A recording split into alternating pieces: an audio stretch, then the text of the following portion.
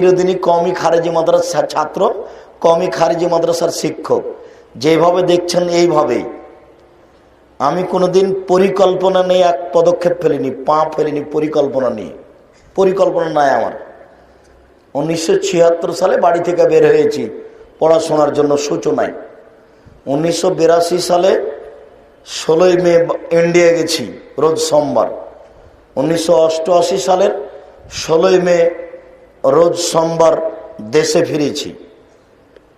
17ই মে নেই, 16ই আগস্ট। তারপর 1988 সালের 17ই আগস্ট সর্বপ্রথমে ঢাকা এসেছি, একবারে প্রথম। এর আগে কোনোদিন ঢাকা আসিনি। 1988 সালের 17ই আগস্ট সর্বপ্রথম ঢাকা আসি। 18 বা 19 আগস্টে মতিঝিলে আহমদ হোসেন মন্ডলের সাথে সাক্ষাৎ করি।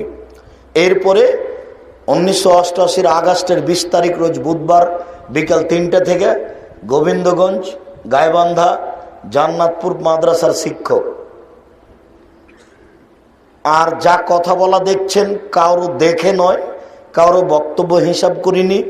কে কিভাবে বক্তব্য দিচ্ছে একটু দেখি, এটা হিসাব করিনি। কে কি বক্তব্য দেয় না দেয় ওটাও কোনোদিন পাতাও পড়ি না, ওটা কোনো হিসাবই নাই। এমনিতেই চলি শূন্যের উপরে। এটা আল্লাহর দয়া, কোনোদিন কোনো হিসাব নিকাশ নাই।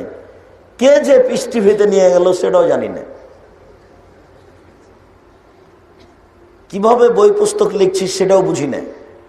কিভাবে বক্তব্য দিচ্ছে, আমি তো বক্তা নই, খামাখা আপনারা জোর করে নিয়ে আসছেন, এটাও বুঝি না। এমনিতেই এটা আল্লাহর অশেষ দয়া।